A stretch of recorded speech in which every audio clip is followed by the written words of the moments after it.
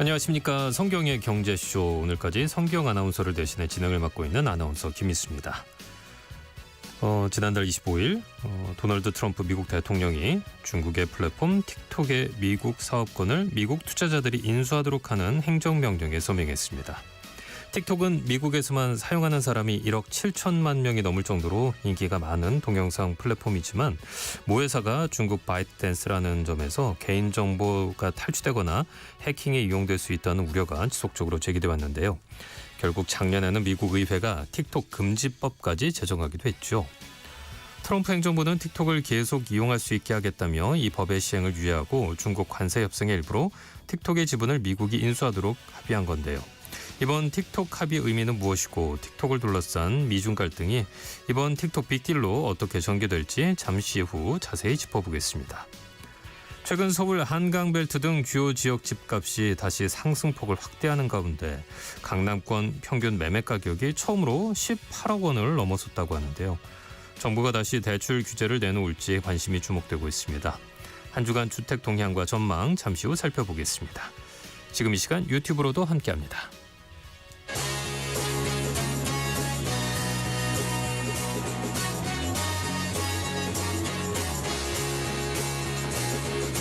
경제 시야를 넓혀드립니다.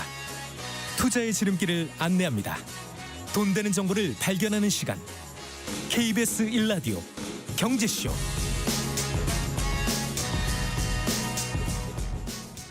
먼저 오늘의 경제 뉴스 정리해드립니다. 경제 뉴스 브리핑 손석우 경제평론가와 함께하겠습니다. 어서 오십시오. 네, 안녕하세요.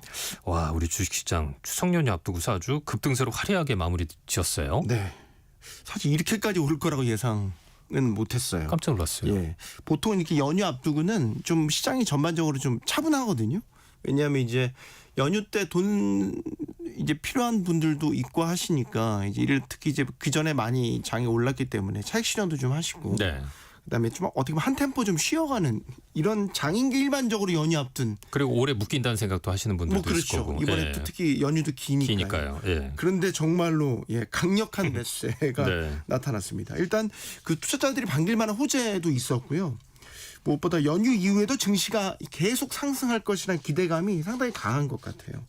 종가 오늘 말씀드리면 코스피 2.7% 급등했습니다. 3,549.21. 코스닥은 1.05% 상승한 854.25에 거래를 마쳤습니다. 오늘 외국인과 기관이 정말 거침없이 주식을 사들이는 모습이었는데 특히 외국인은 오늘 3조 원 넘게 사들였습니다. 기관은 보니까 장 후반에 다시 매도 우위로 돌아서긴 했는데 외국인이 정말 거침없이 상승세 보였고 시총 상위주들 대부분 다 올랐어요. 근데 특히 오늘 주목해야 될 건 반도체 투톱. 삼성전자, SK하이닉스 정말 뜨거웠습니다. SK하이닉스는 장중에는 10%대 급등세 보이면서 40만 원 넘기도 했고요.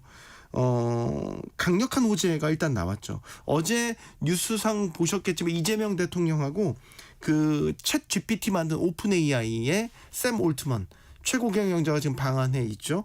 이재명 대통령과 회동을 했고 그 이후에 나온 소식이 뭐냐면 오픈 AI가 삼성과 SK와 협력을 해서 미국의 대규모 AI 투자 프로젝트 스타게이트 이 프로젝트에 합류한다는 소식이 나왔죠. 이 프로젝트가 최대 700조 원 규모의 초대형 프로젝트입니다. 그래서 미국의 AI 데이터 센터 20개 짓는 것들을 포함해서 핵심 인프라들을 건설하는 계획이거든요. 그러니까 이 사업에 참여한다는 것은 강력한 반도체 수요가 일어난다라는 뜻이죠. 네. 투자자들의 매수 버튼을 누르게 하기에 충분한 호재가 아닌가 싶습니다. 여기 하나 더 더하자면 이제 미국의 셧다운 그리고 간밤에 또 ADP 고용 보고서가 나왔는데 구인 건수가 예상치를 크게 밑돌았어요. 그러니까 고용시장이 악화됐죠. 셧다운에다가 고용시장 악화, 금리 인하 기대감이 커진 겁니다. 그러면서 투심을 북돋는데 한몫을 했습니다. 예, 주식시장뿐만 아니라 각종 자산 가격이 모두 뜨겁네요. 금값이 또 사상 최고치를 경신했어요. 네, 이게 미국 연방정부의 셧다운이 어떻게 보면 위기거든요. 이게 역설적으로 자산시장에는 굉장한 호재로 지금 작용을 하고 있어요. 그러니까 특히 이제 금값 같은 경우는 금은 안전자산으로 여겨지기 때문에 네. 셧다운 같은 위기 상황에 투자 수요가 더 강해지는 성향이 있죠. 뉴욕 상업거래소에서 12월 인도분 금 선물 종가 간밤 온스당 3,897.5달러까지 전장 대비 0.6% 오르면서 종가 기준 최고치 기록 다시 세웠고요. 현물도 3,895달러까지 오르면서 사상 최고치 기록. 지금 금값이 3,800달러 돌파한 게 얼마 안 돼요. 나흘 전이에요. 나흘 만에 지금 3,900달러 육박을 했으니까. 거침없네요, 진짜. 네, 그야말로 고공행진이다. 금값이 오를 수 있는 환경이 지금 잘 갖춰져 있어요. 일단은 비상사태죠. 네. 위기 상황. 셧다운이 대표적이고 낮은 금리 인하 기대감 커지죠. 달러 약세 환경. 이게 다 금값이 오르는 환경이거든요. 삼박자 모두 갇힌 거죠. 네. 연방 정부의 셧다운 사태 장기화될 경우 미국 경제에 부정적인 충격이 나타날 수 있다는 우려. 이거 안전자산인 금에 대한 투자 수요가 커지는 요인. 미 경제 불확실성 확대로 달러화 가치도 지금 떨어지고 있습니다. 여기에 간밤 발표된 고용지표가 구인 건수가 크게 감소한 것으로 나오니까 미국 금리 인하 기대감 지금 더 커지고 있는 상황이고요. 지금 투자자들은 이달 연방준비제도 그 통화정책회의에서 기준금리 인하할 거 사실상 기정사실화하고 있습니다. 예. 비트코인 가격도 오르고 있네요. 네, 다 오릅니다. 지금 비트코인 가격은 간밤에 셧다운 개시 첫날에 4% 넘게 반등을 했고요. 그래서 1억 6,900만 원대까지 한화 기준으로 껑충 뛰었고 달러 기준으로는 11만 9천 달러대 넘어서기도 했고 현재는 좀 떨어지긴 했지만 여전히 강세 3%대 강세여서 달러화 기준으로는 11만 8천 달러대에서 거래가 이루어지고 있습니다. 그러니까 비트코인이 이렇게 오르니까 알트코인도 뜨거운데 시총 이더리움은 어제와 오늘 합쳐서 5% 가까이 올랐어요. 620만 원대 넘겼고요. 뭐 리플, 솔라나 같은 주요 알트코인들도 다 5% 안팎의 강세 나타나고 있습니다. 가상자산 가격도 셧다운, 미국 연방정부의 셧다운에 반응을 한 거죠. 역시 이것도 결과적으로 금리 인하 가능성을 높이는 재료로 반영이 돼서 가상자산 가격을 끌어올리는 이런 호재로 작용을 한 겁니다. 아울러 셧다운은 정치적 불확실성을 키우는 요인이거든요. 그래서 비트코인을 일종의 디지털 안전자산으로 여기면서 향후에도 이런 것들은 투자 매력이 올라가는 요인이다. 이런 분석도 나옵니다. 예. 각종 뭐 자산들이 오르고 있다는 소식 전해드렸는데 근데 걱정스러운 또 오르고 있는 부분이 있어서 추석 연휴 또 물가가 다시 걱정스러운 수준으로 올랐네요. 네, 국가데이터처가 발표한 9월 소비자 물가 동향 나왔는데요. 지난달 소비자 물가 전년 동월 대비 2.1% 상승했습니다. 이제 소비자 물가 상승률은 2%가 안정의 기준이라고 보시면 됩니다. 그러니까 물가 상승률이 2%를 넘어갔네 그러면 물가가 좀 걱정스러운 수준으로 오르는구나 이런 걱정을 하기 시작하는 기준선인데 소비자 물가 상승률은 올 초에는 계속 2%대를 넘어섰다가 5월에 1.9%로 떨어졌거든요. 그러다가 이제 6월, 7월에 다시 2%로 올라섰다가 8월에 1.7%까지 떨어졌다가 한 달 만에 또 지금 다시 2%대로 올라선 겁니다. 예, 이렇게 올라서서 우려를 키우는 이유는 뭔가요? 일단 석유류가 상승 전환한 게 좀 한몫을 했고요. 네. 8월 같은 경우는 특이한 이유가 있었어요. SK텔레콤 해킹 사태 기억하시겠지만 네네. 그걸로 인해서 통신사 요금 감면이 이루어졌었어요. 그러면서 일시적으로 좀 물가가 떨어지는 요인이 됐었는데 이 효과가 이제 9월에는 끝난 거죠. 네. 이것도 영향을 좀 미쳤고 일부 공업 제품이 원가 상승으로 좀 오른 부분 또 공공 서비스가 일부 올라간 부분 이런 것들이 물가 상승세를 부추긴 것으로 해석이 되고 품목별로 보면 무나 당근, 배추 같은 채소류는 좀 큰 폭으로 떨어졌는데 축산물이나 수산물 가격이 좀 많이 올랐어요. 그리고 최근에 기억하시겠지만 쌀값 많이 올랐다는 얘기 들으셨을 네. 거예요. 찹쌀 46%, 쌀값 15% 각각 올랐습니다. 사과 같은 과실류의 가격도 상승세가 이어졌고 그 외에 이제 달걀, 돼지고기, 소고기 이런 것도 다 많이 올랐습니다.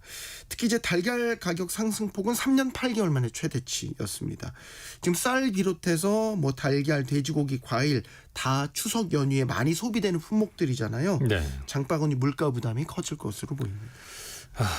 자, 지난 7월 개정된 대부업법이 시행된 이후에 불법 사금융에 대한 피해 신고 건수가 크게 늘었다고요? 네, 금융당국에 따르면 지난 7월에 이제 개정 대부업법이 시행된 이후에 접수된 불법 사금융 피해 신고 건수, 상담 건수를 집계해 보니까 3,652건.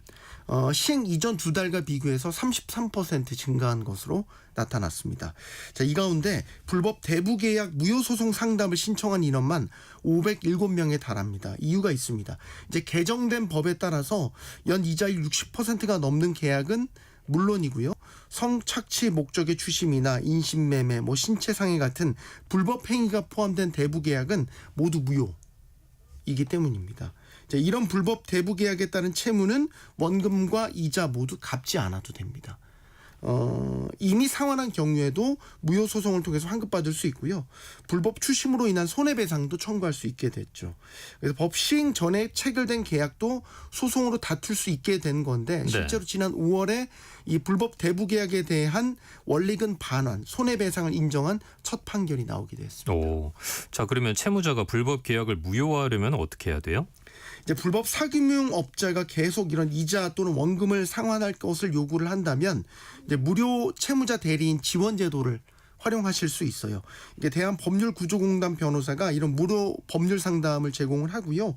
불법 대부업체가 피해자에게 직접 추심을 하지 못하도록 이런 조치도 해줍니다. 그러니까 전화 같은 것들을 통해서 추심 많이 하잖아요. 네. 이런 것뿐만 아니라 요즘에는 카카오톡이나 이런 모바일 메신저 등으로 추심을 하는 경우도 되게 많거든요. 이런 것도 다 차단해달라고 신청할 수가 있게 됩니다.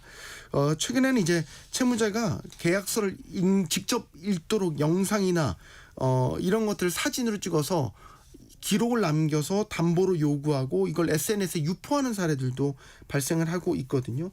다 불법입니다. 이거를 채무자의 개인정보가 유출되기 때문에 채권 추심법 그리고 개인정보보호법 위반에 다 해당됩니다. 이런 피해를 당한 경우에는 금융감독원에 증빙자료와 함께 이런 URL 주소 같은 걸 첨부를 해서 신고하시면은 해당 게시물들을 다 차단할 수 있게 됩니다. 만약 이런 것들로 불법 사금융업자로 인해서 고통받고 계신다면 망설이지 마시고 즉시 관계기관에 신고해서 도움을 받으시기 바랍니다. 법에 도움을 받으니까 이렇게 든든한 부분들도 있네요. 네, 자, 경제뉴스 브리핑 손석우 경제평론가와 함께했습니다. 말씀 잘 들었습니다. 고맙습니다. 감사합니다.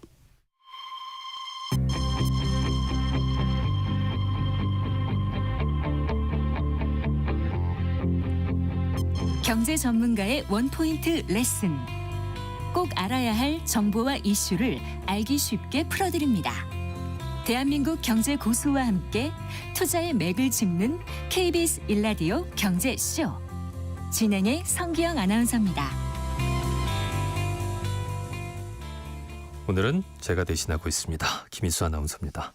동영상 플랫폼 틱톡은 미국에서 특히 인기라고 하죠. 미국 내 사용자만 1억 7천만 명 넘고요. 광고 수익만 100억 달러, 약 14조 원이 넘는다고 합니다. 결국 트럼프 대통령이 중국과 관세 협상에서 틱톡의 미국 사업 매각 합의를 얻어냈고요. 틱톡이 미국 내에서 계속 운영할 수 있도록 하는 행정명령에 서명했습니다.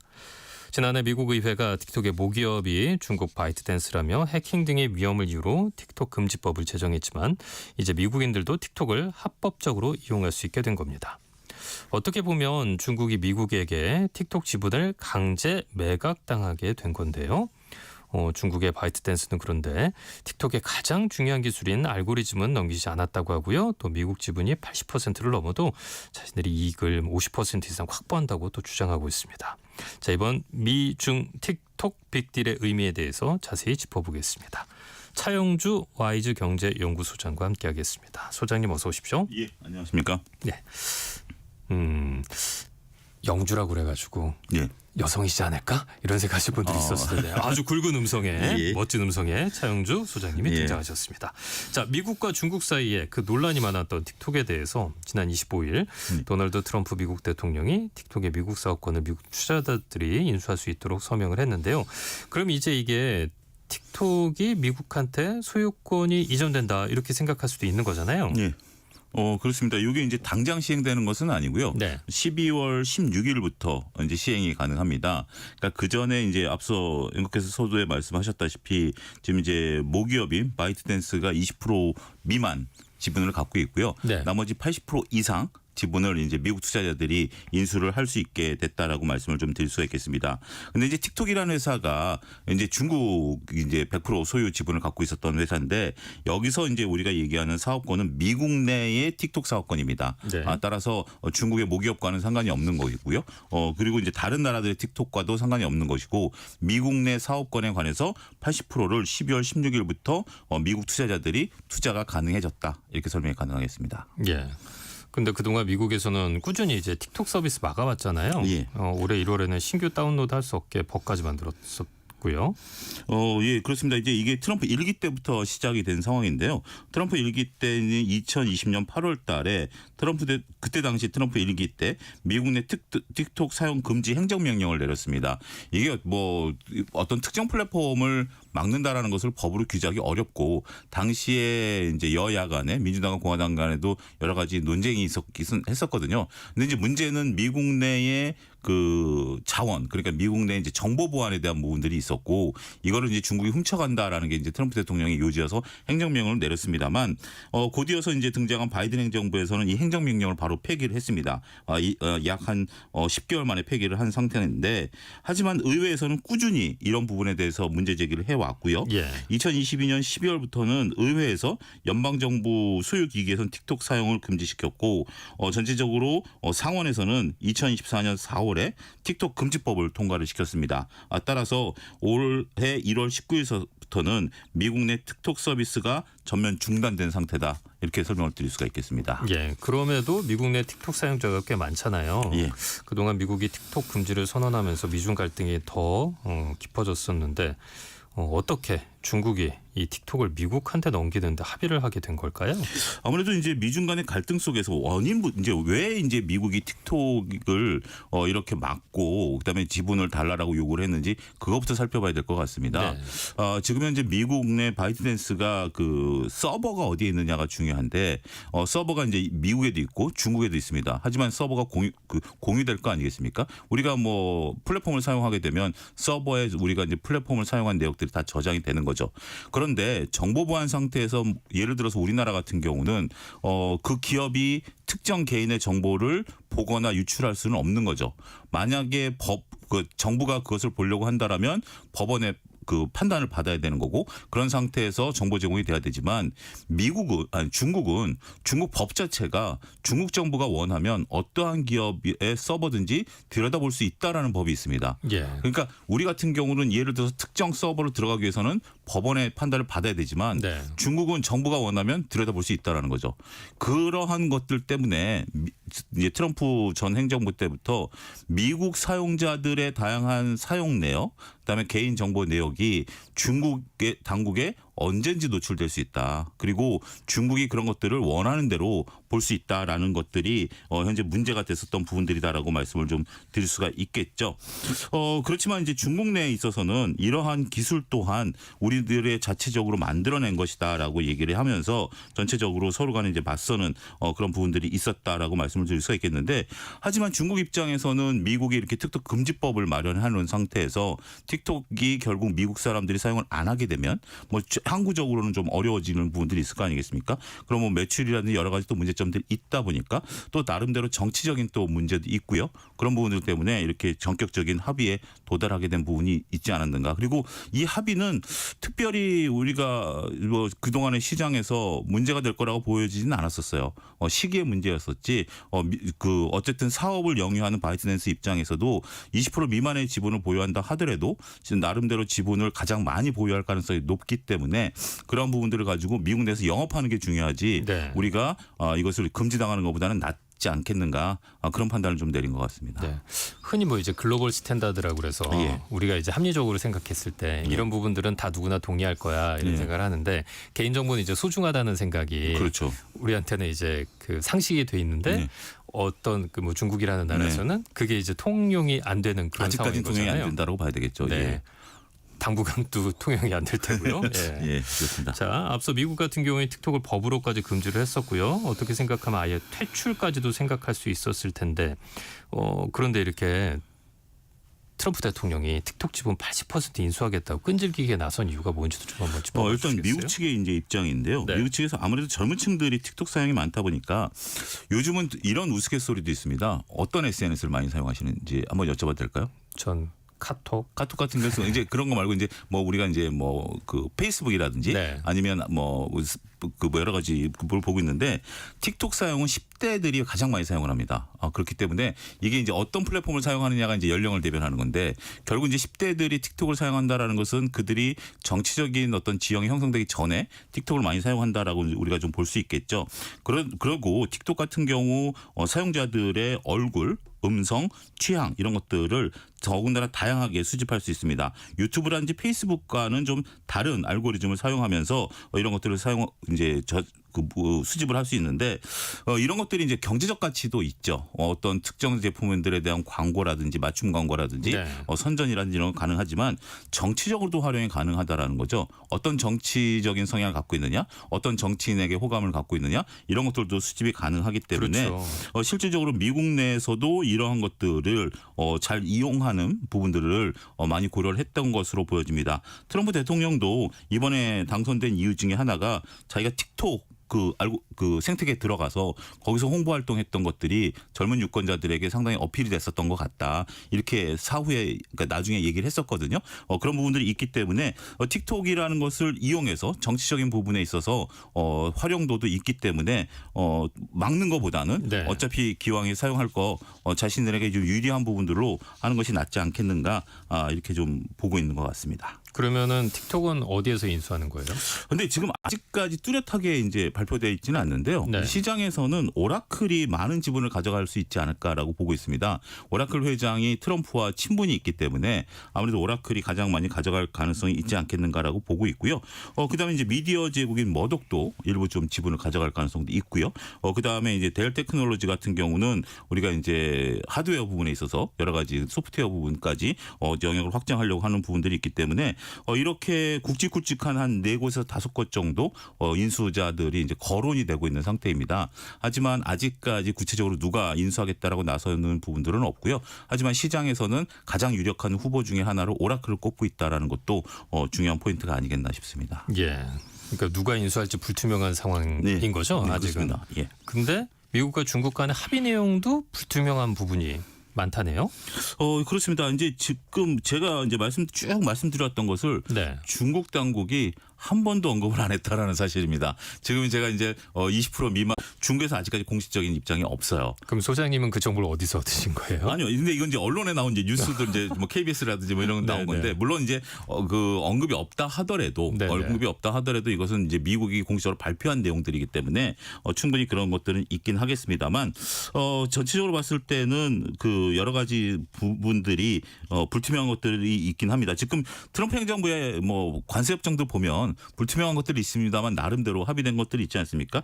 현재 지금 합의된 내용들 중에 하나는 20% 미만 네. 바이트댄스가 그리고 여기에서 하는 알고리즘 기술이 가장 핵심 기술 아니겠습니까? 네네. 이거는 이제 바이트댄스가 갖고 있는 걸로 현재 지금 판명이 돼 있는 상태입니다. 그래서 알고리즘을 바이트댄스가 보유한 상태에서 이제 틱톡 미국 자회사가 이제 만들어지고 여기에 권한을 위탁하는 것으로 현재 지금 얘기가 진행이 되고 있는 거거든요.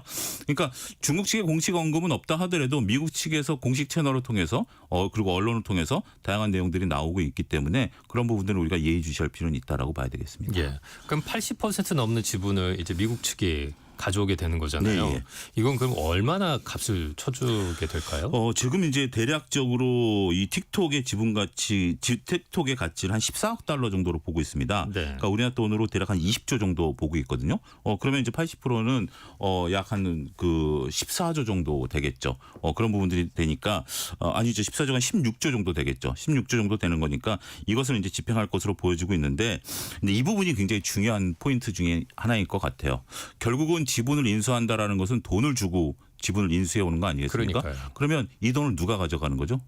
누가 내야 되는 거죠? 그러니까 내는 것은 이제 미국에서 내는 거죠. 예를 들어 오라클이 인수를 하던 기업에서. 대리 인수를 하던 네네네. 이 돈은 결국 중국의 바이트댄스로 간다라는 거죠. 그렇죠. 그렇기 때문에 중국 입장에서도 손해 볼 장사는 아닐 수도 있다. 그러니까 결국 이 틱톡이라는 것의 상징성은 어쨌든 중국 모 회사가 갖고 있는 거고 그리고 알고리즘 기술에 대한 부분들도 원천 기술도 갖고 있는 부분들이고 또 막대한 인수자금이 들어오게 된다라면 이를 통해서 새로운 사업의 동력으로 더 나아갈 수 있는 방안들이 되기 때문에 이 정도의 지금 이제 지분을 미국 측에 넘기는 것에 대해서 중국 측도 그렇게 꼭 우리가 손해보는 장사만은 아니다라고 좀 인식을 하고 있는 것 같아요. 그런데 이제 대금을 지급하는 단계에서도 아직까지 확실한 건 없습니다. 하지만 12월 16일 이전에 나름대로 어떤 방안들이 나올지 이것을 뭐 당장 지분 인수라는 개념을 보면 주식을 살 때는 돈을 주고 사야 되는데 네. 이걸 뭐 광고비로 집행하냐 뭐 여러 얘기들이 있긴 하겠습니다만 제가 볼 땐 그런 것들이 좀 현실성이 떨어진다 보고요. 현실적으로 돈을 직접 주고 뭐 인수대금 같은 경우 뭐 천천히 준다 하더라도 계약서상에서는 돈을 언제까지 지급하겠다 뭐 이런 형식이 되지 않을까 말씀드릴 수가 있겠습니다. 와, 거금이 물 건너가겠네요. 그렇죠. 네. 자, 이번 틱톡 미국 사업권 매각 문제는 뭐 미중 4차 관세 협상에서 논의된 건데, 자, 어떻게 보면 중국은 이 틱톡의 미국 매각을 통상 협상의 지렛대로 쓰고 있는 것 같기도 하고요. 자, 미중 통상 협상으로 봤을 때 중국의 전략은 뭐라고 봐야 될까요? 크게 두 가지로 볼 수 있을 것 같은데요. 우리가 이제 에이펙 정상회담이 우리 경제에서 열리지 않습니까? 네. 그런 상태에서 시진핑 주석이라든지 트럼프 대통령도 끝까지 오냐 마냐 뭐 그런 얘기들이 있었지 않습니까? 지금 이제 두 분 다 오시는 걸로 좀 나오고 있고 가장 이제 전 세계에서 관심을 갖는 것은 두 분이 오셨을 때 과연 미중 정상회담을 할 것인가? 에이펙에서 할 것인가? 아니면 중국을 넘어가서 할 것인가라는 부분들에 대한 것들인데 제가 언론 뭐 KBS라든지 언론 보도를 보면 중국 측에서는 끊임없이 미중 정상회담을 요구했었던 걸로 저는 봤습니다. 네. 특히 이제 그런 관점에 있어서 이 틱톡 문제를 넘겨주고 그 대가로 정상회담을 하자 이런 부분들이 있었고요. 또 정상회담을 하는 것을 단순하게 관세 협정으로 끝내는 것뿐만이 아니라 대만 문제. 그러니까 이제 이번에 그 에이펙 정상회담에서도 서로 미중 간의 회담이 열리게 되면 오늘 제가 본 뉴스인데 대만 문제를 중국이 언급을 하고 네. 그러면 미국은 거기에 대해서 아무런 언급을 안 하는 걸로 그런 정도로만 인정을 해주는 거 정도로도 자꾸 미국 측이 요구를 한다라고 해요. 그러니까 이 문제는 이제 정치적인 문제이기 때문에 제가 구체적으로 말하기는 어려울 것 같습니다만 어쨌든 틱톡을 넘겨줌으로써 미중 정상회담을 하고자 했었던 이거는 한두 달 전부터 알려졌던 사실이니까 그런 부분들도 있고 양안 문제에 대해서 미국 측의 어떤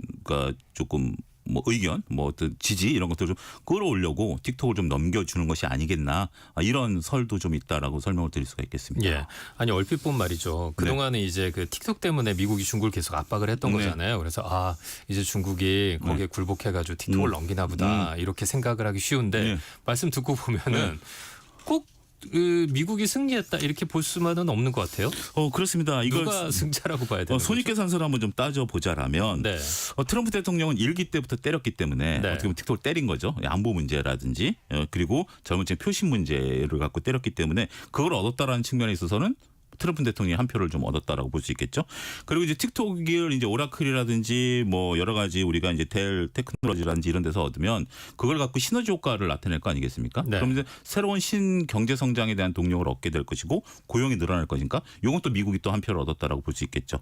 반면에 이제 중국으로 넘어가면 앞서 언급드렸다시피 중국은 이제 막대한 돈이 넘어옵니다. 돈이 넘어오죠. 네. 거기서 또 한 표를 얻었다라고 볼 수 있고 알고리즘은 중국이 소유를 하는 거죠. 네. 그래서 기술 주권을 지켰다. 이것도 하나의 명분이 된다라고 말씀드릴 수 있겠고 또 한 가지는 결국은 틱톡이 중국, 미국 글로벌리 하면서 이것이 글로벌 시장의 접근성을 확보했다. 라는 측면에 있어서도 중국은 또 신뢰를 얻었다라고 볼 수 있겠죠. 그러니까 딱 누가 중국이 그러니까 뭐 이겼다는 표현이 그렇겠습니다. 중국과 미국이 누가 승자냐라는 질문에 대해서는 서로 간에 윈윈 전략을 적절하게 잘 구사한 모습들을 우리가 볼 수 있지 않을까. 그렇게 말씀드릴 수 있겠습니다. 그럼 이 모델이 그 예. 협상면으로 봤을 때는 네.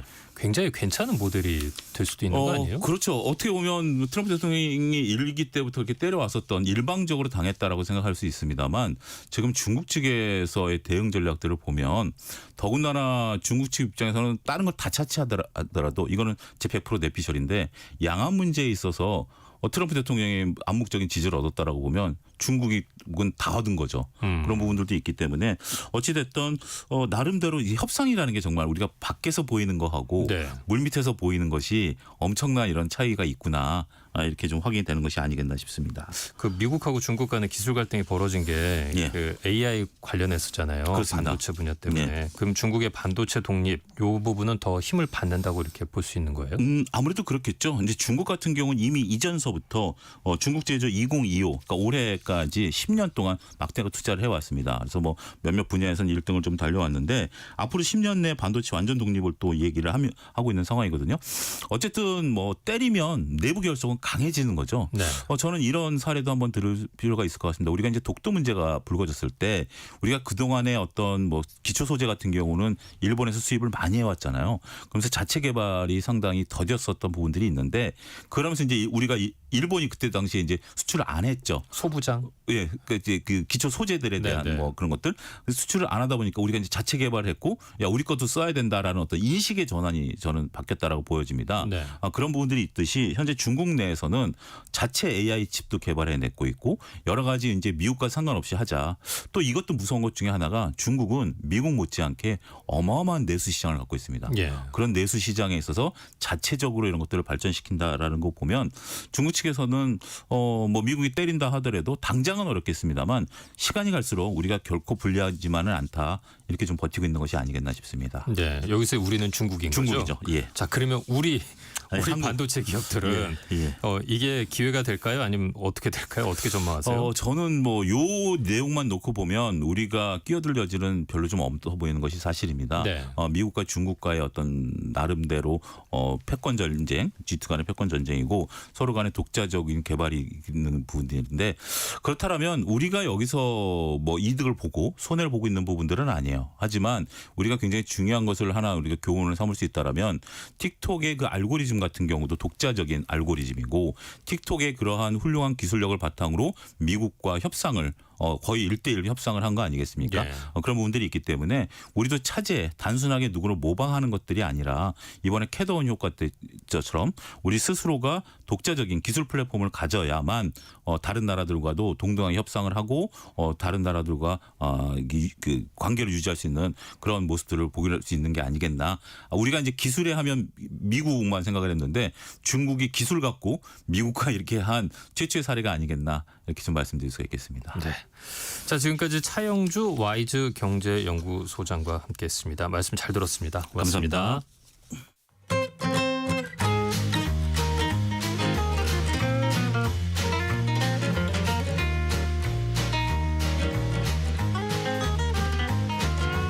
경제 맛집 투자 핫플. 지금은 돈 벌기 딱 좋은 시간. KBS 1라디오 경제쇼. 한 주간 집값 동향을 살펴보고 실생활에 도움이 되는 부동산 관련 소식들 발빠르게 전해드립니다. 오늘도 김인만 부동산 경제연구소장 함께하겠습니다. 어서 오십시오. 안녕하세요. 627 대출 규제 효과가 끝난 걸까요? 최근 서울 아파트값 상승세가 커지고 있다는데요. 한 주간 주택시장 동향부터 살펴보죠. 네, 9월 5주차 한국 부동산원 주간 통계가 나왔습니다. 오늘 나온 통계인데요. 결과를 보고 저도 깜짝 놀랐습니다. 상승 폭이 상당히 확대가 됐는데요. 서울 평균을 보게 되면 서울 평균 상승률이 지난주가 0.19%인데요. 이번 주는 0.27%입니다. 그래서 0.27% 정도면 이제 폭등이다라는 얘기를 할 수가 있는데 평균이 이 정도니까 상당히 많이 올랐고요. 6.27 대책 발표되기 전이 0.43%니까 네. 0.27이고 지금 같은 속도면 다음 주 정도면 뭐 0.3% 이상 훌쩍 올라갈 것 같아요. 그래서 상당히 우려스럽다. 속도가 너무 빠르다라는 생각이 드는데요. 최근에 서울 집값 상승을 주도하는 지역들이 강남이 아닙니다. 서초구 강남구가 아니고요. 그 외 지역들의 한강벨트들인데 송파구가 0.49%예요. 지난주가 0.35%, 성동구는 0.78%까지 올라가고요. 아이고. 마포는 0.69%. 이제 아이고가 그냥 나옵니다. 네. 그래서 상승률이 상당히 가파르다는 점은 이제 우려스러운 부분이고 경기도에서도 이제 양극화가 발생을 하고 있는데요. 경기도 평균이 0.07%까지 슬금슬금 올라갔습니다. 얼마 전만 하더라도 경기도가 0%였는데 0.01, 0.04, 0.07까지 올라갔고요. 경기도의 상승을 주도하는 지역은 역시 과천시하고 성남시입니다. 과천시가 0.54%, 분당구는요. 이게 0.97% 전국 1위를 할 정도로 굉장히 뜨겁습니다. 그래서 한강 벨트 경부 라인 이 십자가 축으로 이게 상승을 주도하고 있기 때문에 굉장히 좀 걱정스럽다. 이게 너무 빨라요. 상승폭이 네. 빨랐기 때문에 아마 국토부도 이 오늘 통계를 보고 굉장히 좀 심각하게 대책 회의를 하지 않을까 생각이 됩니다. 그러면 3개월 지났는데 그러네요. 그러니까요. 그래서 이제 6.27 대책은 기억 속에서 이제 가물가물 저물어가고 실질적인 심리 효과는 끝난 것 같습니다. 아이고가 절로 나왔네요, 진짜. 자, 6.27 대출 규제 여파로 60%가량 줄어들었던 서울 아파트 거래도 다시 늘어나고 있다는데 서울 아파트 평균 가격이 18억 원을 넘었어요. 이것도 이제 좀 확실히 좀 짚고 넘어가야 되는데요. 네. 뉴스에 이제 이렇게 나오는데 내용을 좀 보게 되면 서울에 구가 25개 구가 있거든요. 예. 그래서 한강이 중간에 있기 때문에 한강 남쪽에 있는 구가 11개가 있고요. 한강 북쪽으로 14개 구가 있는데 한강 이남에 11개 구 평균이 18억 677만 원입니다. 그러니까 서울 전체는 아니고요. 한강 이북은 10억 2238만 원. 25개 구를 다 더하면 그래도 높습니다. 14억 3621만 원이니까 네. 평균이 이렇다는 얘기는 실질적으로 뭐 지하철역 주변에 학군이 좋거나 브랜드가 좋거나 우리가 선호하는 소위 말해서 이름을 들어본 아파트 같은 경우는 이보다 훨씬 더 높다 이렇게 생각을 하면 될 것 같고요. 거래량도 좀 많이 늘긴 했습니다. 9월 거래량이 한 4,200건이 넘었거든요. 서울 아파트 거래량이. 네. 4,200건이 맞나? 라고 생각할 수도 있는데 9월 거래량은 10월 말까지 10월 31일까지 집계가 완료됩니다. 계약하고 30일 신고 기간이기 때문에 네. 아직 한 달 남았잖아요. 그럼 한 달 동안 집계 내용을 보게 되면 아마 7, 8천 건 정도 나올 것 같습니다. 또 깜짝 놀랐죠. 그러니까요.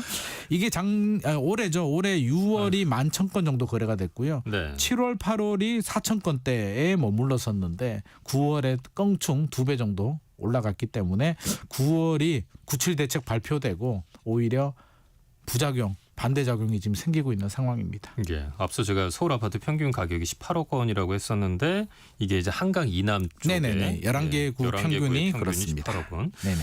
현장 분위기는 어때요? 다녀보시니까? 현장 분위기도 이제 온도 차이가 좀 극명히 나눠지고 있는데요. 이제 과열 지역들, 한강 벨트 지역들은 뭐 사실 계좌 번호 달라고 하면 안 줍니다. 계좌 번호 안 주고 뭐 호가 5천만 원 이렇게 막 올리는 경우들이 허다하고요. 받은 계약금도 불안합니다. 집주인들이 아무리 생각해도 안 되겠어. 집값 올라가니까 내가 배액 상환해주고 계약 해제하자라는 경우들이 많이 발생을 좀 하고 있고요. 제가 최근에 동탄 신도시를 좀 임장 다녀왔는데요. 네. 저는 좀 궁금했습니다. 한강벨트가 지금 뜨거운 건 알겠는데 이게 어디로 확산이 될까가 저는 좀 관심 대상이었는데요.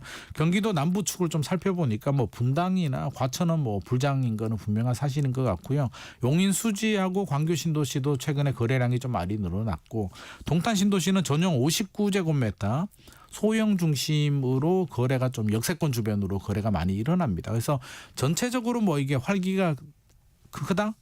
거래가 많이 된다 이런 건 아닌데 역세권의 소형 아파트 위주로 신혼부부들이 전세 사시는 분들이 서울 움직임을 보니까 우리도 빨리 움직여야 되지 않나라는 생각에 소형 아파트들을 많이 사고 있고요. 예. 전용 84 이상 중대형 아파트들은 집주인들이 팔고 광교나 분당이나 잠실이나 상급지로 가야 되는데 상급지 아파트 가격이 껑충 올라가다 보니까 내 집은 안 올랐는데 상급지가 오르다 보니까 그냥 포기하고 안 파는 경우들이 많기 때문에 거래가 잘 안 되는 상황입니다.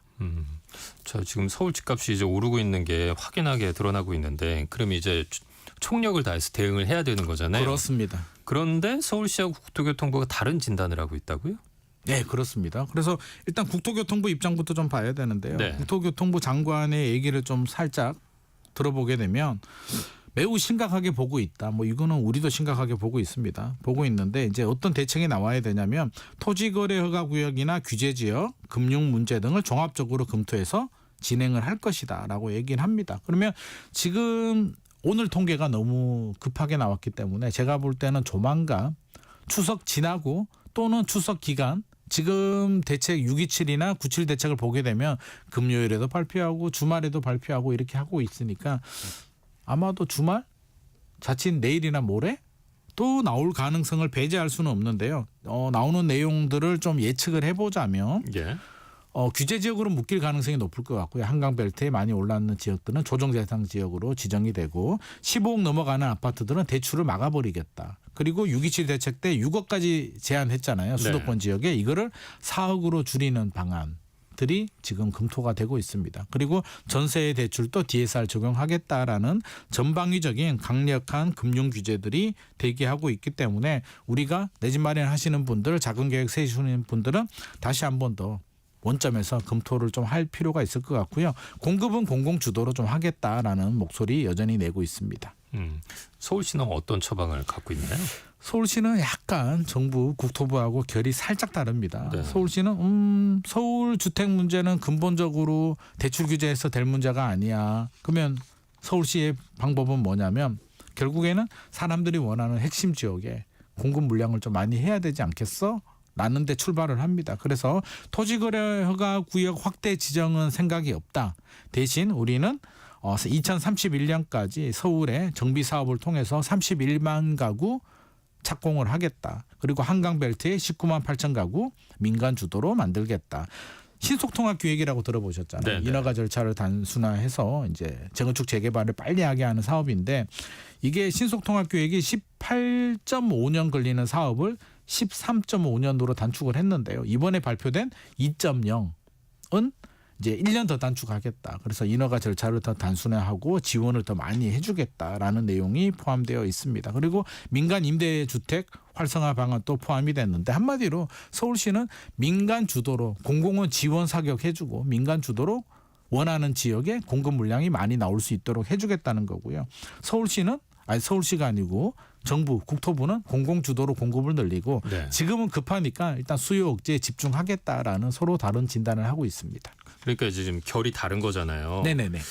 앞서 말씀드린 것처럼 총력을 기울여도 모자랄 판에 지금 그렇죠. 서로 엇박자가 나는 것처럼 보이면 보고 있는 사람들은 좀 불안감이 커질 수밖에 없잖아요. 불안하죠. 예. 안 그래도 불안한데 최근에 생각해 보게 되면 서울의 공급 물량 부족한 게 이게 하루 이틀 일도 아니고 왜 갑자기 9월 들어서 우리가 이렇게 집을 빨리 사야 되고 호가가 이렇게 올라가야 되고 올라간 호가를 급히 사야 되느냐. 이게 모든 게 다 불안감이거든요. 네. 지금 아니면 안 될 것 같은 이 불안한 마음인데 불안한 마음을 잠재울 수 있도록 서로 힘을 합쳐서 사실은 공급은 공공도 필요하고 민간도 필요하잖아요. 네. 공공은 공공대로 민간은 민간대로 열심히 하고 서로 보완할 거는 보완해줘야 되는데 서로 좀 다른 목소리를 내고 있는 것처럼 보이니까 국민들은 사실은 더 불안해하는 것 같습니다. 그래서 이런 모습은 저는 좀 바람직하지는 않은 것 같고요. 서로 협의해서 발표도 합동 기자회견 같은 거 이렇게 좀 하는 게 국민들이 볼 때는 훨씬 더 좋을 것 같고 결국에는 보유세를 좀 건드려줘야 될 것 같은데요. 지금 보유세 얘기는 안 나옵니다. 김윤덕 국토교통부 장관께서 기자가 질문했어요. 보유세는 안 올립니까? 라고 하니까 개인적인 사견은 올렸으면 좋겠다. 근데 국토교통부 장관 입장에서는 내가 권한도 없고 잘 모르겠다라고 얘기를 하셨기 때문에 일단 당분간은 세금 규제는 아직까지는 안 나올 것 같고요.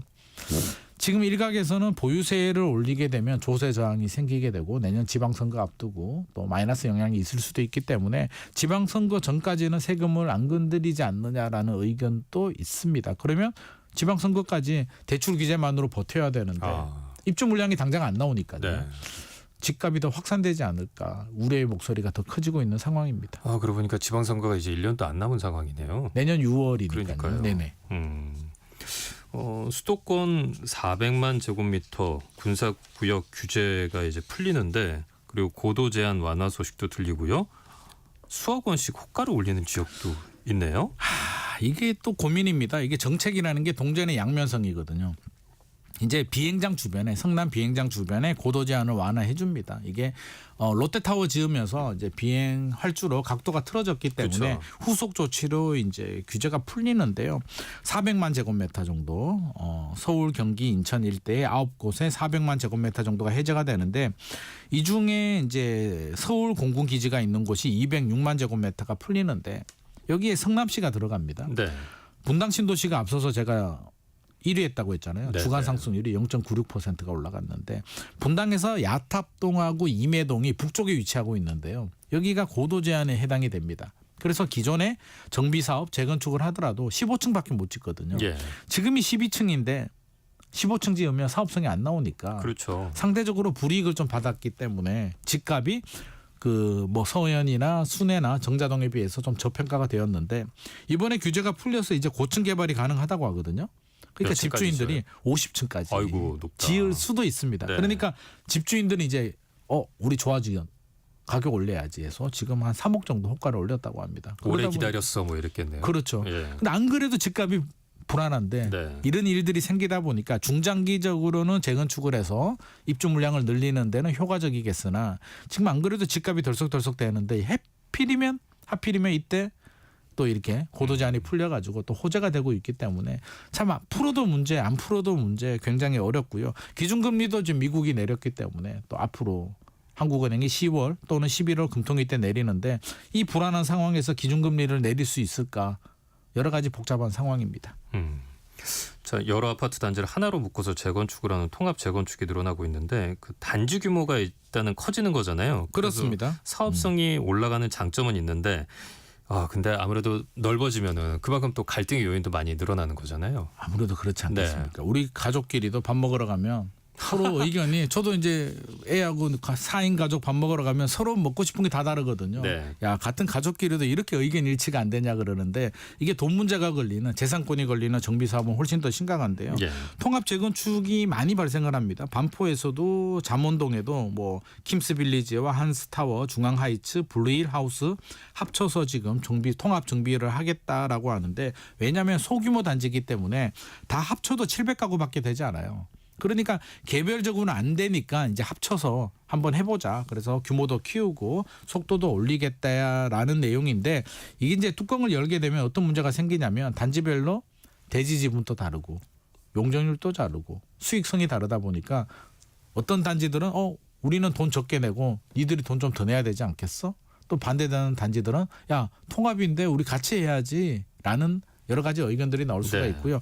예를 들어서 A라는 단지는 역세권 주변에 있는데 B 단지는 여기하고 거리가 좀 멀어요. 그럼 A 단지는 야 재건축을 하더라도 우리는 그대로 위치는 그대로 고정 좀 해줘. B는 통합인데 우리 섞어서 뺑뺑이 돌려야지 무슨 소리야. 그게 공정하잖아. 네. 이렇게 되겠죠. 서로 의견 차이가 네. 있기 때문에 앞으로는 또 갈등 요인들도 많이 있고요. 일기 신도시 재건축도 통합 재건축을 하는데 이런 통합 재건축이 장점도 있습니다만 잘못하면 갈등 요인 때문에 사업 기간이 더 길어지는 부작용이 나올 수도 있습니다. 전에는 한 단지면 대충 비슷했던 것 같은데. 그렇죠, 그렇죠. 요즘 단지 내에서도 네, 집값이 많이 이렇게 달라지잖아요. 집값도 다르고 다 다르죠. 그러니까요. 네.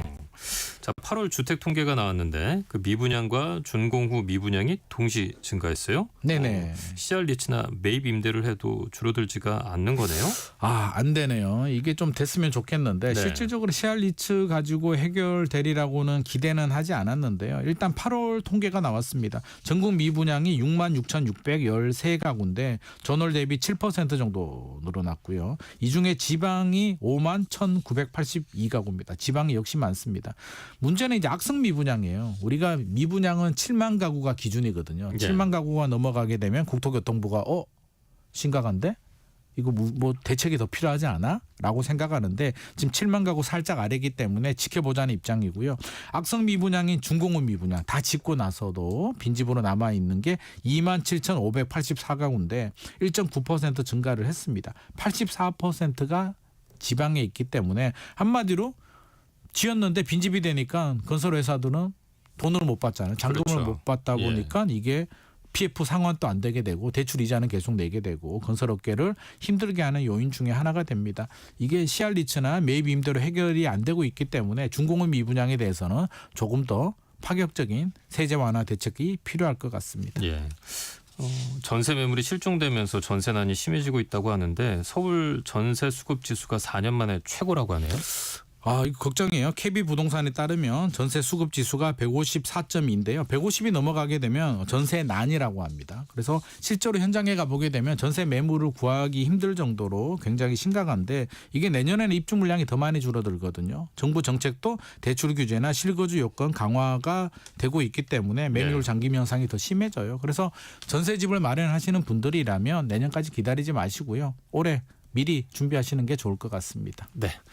자, 말씀 잘 들었습니다. 김인만 부동산 경제연구소장과 함께했습니다. 고맙습니다. 감사합니다. 성경의 경제쇼 오늘 순서 마치겠습니다. 어제 오늘 진행한 저는 아나운서 김희수였고요. 함께해 주신 여러분 고맙습니다. 안녕히 계십시오.